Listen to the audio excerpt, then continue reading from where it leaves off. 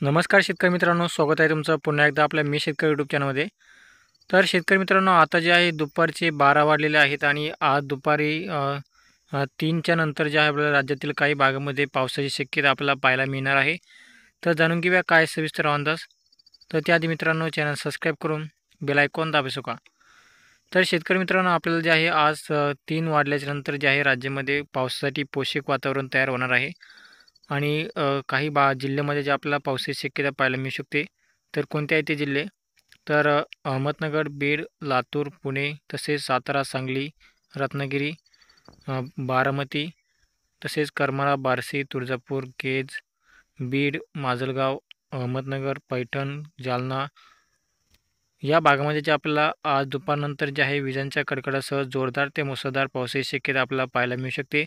तसेच जे आहे हिंगोली, परभणी, नांदेड, जालना, छत्रपती संभाजीनगर, वैजापूर, मनमाड, चाळीसगाव, नाशिक, इगतपुरी, वाडा, पालघर, मुंबई, तसेच आपल्याला जे आहे कल्याण, डोंबिवली, खेड, खोपली, तर या भागामध्ये जे आपल्याला हलका ते रिमझिम पावसाची शक्यता पाहायला मिळणार आहे.